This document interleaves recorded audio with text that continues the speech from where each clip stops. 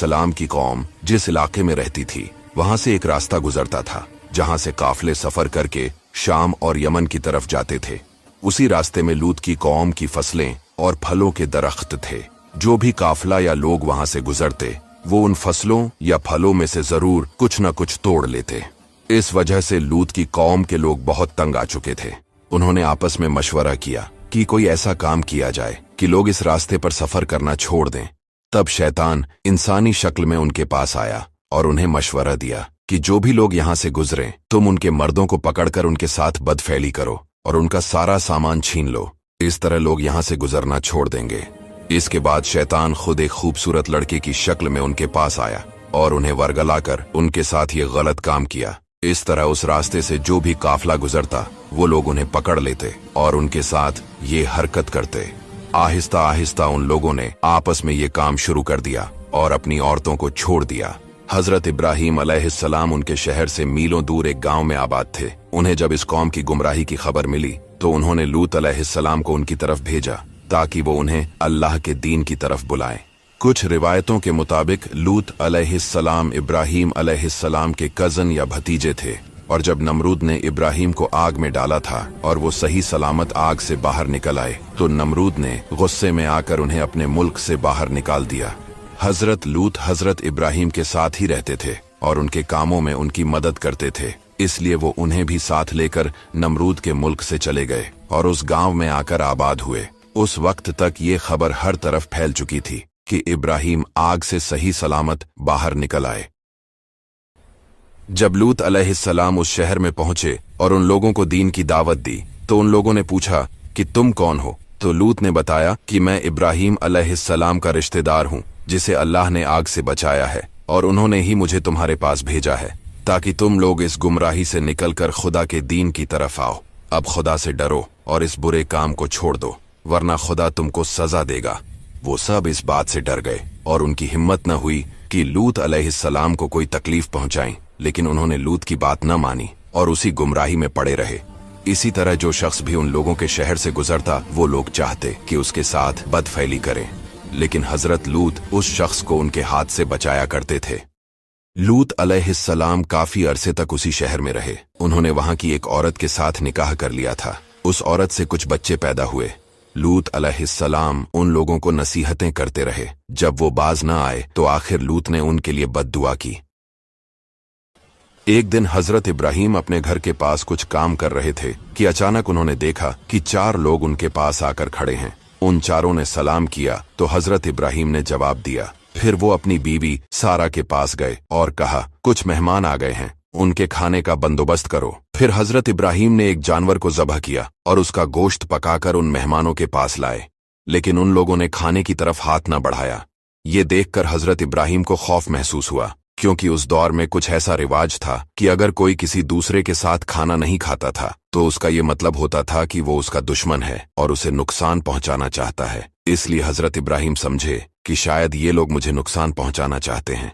उन लोगों ने जब ये देखा तो उनमें से एक ने कहा कि ए इब्राहीम, हमसे मत डरो, हम अल्लाह के फरिश्ते हैं और मैं जिब्राइल हूं।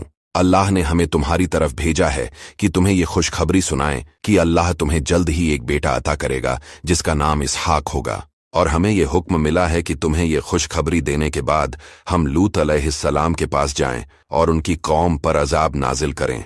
हजरत इब्राहीम ने पूछा कि उन लोगों को किस तरह अजाब दोगे, क्योंकि लूत अलैहिस्सलाम तो उनके दरमियान हैं। हजरत जब्राइल ने जवाब दिया कि लूत अलैहिस्सलाम और उनके घर वालों को अजाब से बचा लिया जाएगा सिवाय उनकी बीवी के, क्योंकि वो अपनी कौम के लोगों का साथ देती है और उन्हीं के साथ उस अजाब में मरेगी। हजरत इब्राहीम ने कहा, ए जिब्राइल, अपने परवरदिगार के पास मेरी दरख्वास्त लेकर वापस जाओ और कहो कि लूत की कौम पर अजाब नाजिल न करे। अल्लाह ने हजरत इब्राहीम से कहा, उन लोगों की सिफारिश से बाज आ जाओ, क्योंकि वो लोग ईमान लाने वाले नहीं और उनका वक्त पूरा हो चुका है, अब उन पर जरूर अजाब आएगा। फिर वो फरिश्ते हजरत इब्राहीम से रुखसत होकर हजरत लूत के पास गए।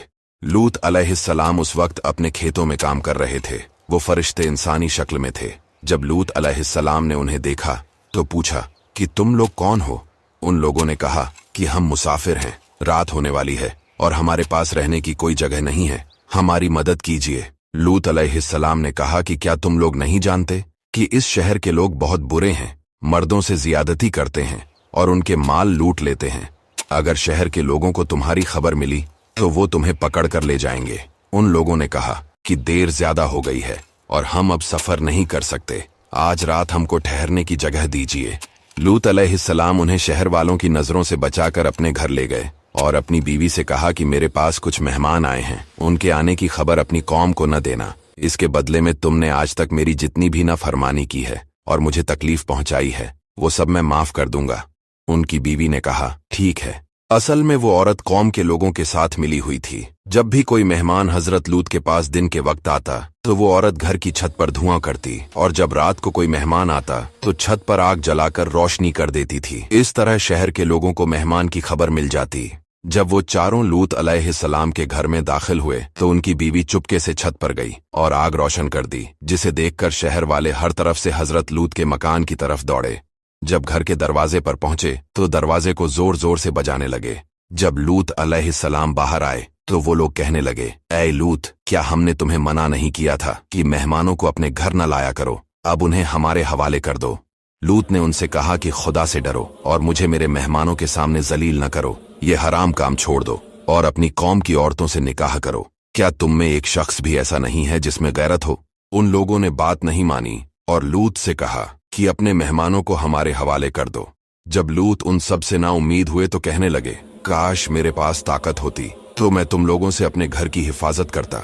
ये सुनकर जिब्राइल अलैहिस्सलाम ने कहा कि काश लूत को पता होता कि कौन सी ताकत उनके साथ खड़ी है। जब लूत ने ये सुना तो पूछा कि तुम लोग कौन हो? जिब्राइल अलैहिस्सलाम ने कहा, मैं जिब्राइल हूँ और हम सब फरिश्ते हैं।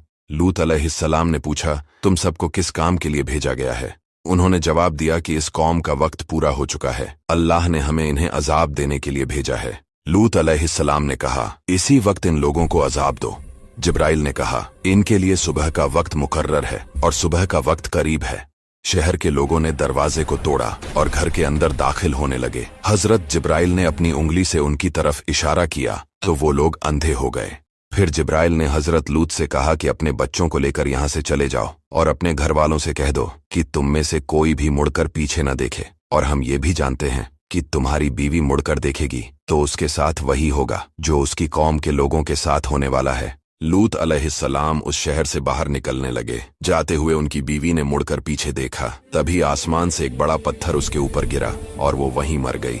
जब सुबह हुई तो उन चारों फरिश्तों ने उस शहर की जमीन को चारों कोनों से पकड़कर उठाया और आसमान की तरफ ले गए। यहाँ तक कि उस शहर के मुर्गों और कुत्तों के शोर की आवाजें आसमान के परिंदों ने सुनी। फिर उन फरिश्तों ने उस शहर को वापस जमीन की तरफ उल्टा करके फेंक दिया।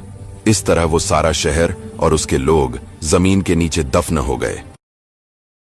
एक रिवायत के मुताबिक इमाम जाफर सादिक अलैहिस्सलाम ने फरमाया कि जो बंदा भी कौम लूत के जैसा हराम काम करता है और उसे हलाल समझता है तो उसकी मौत के वक्त आसमान से एक पत्थर उस पर मारा जाता है, जिसकी वजह से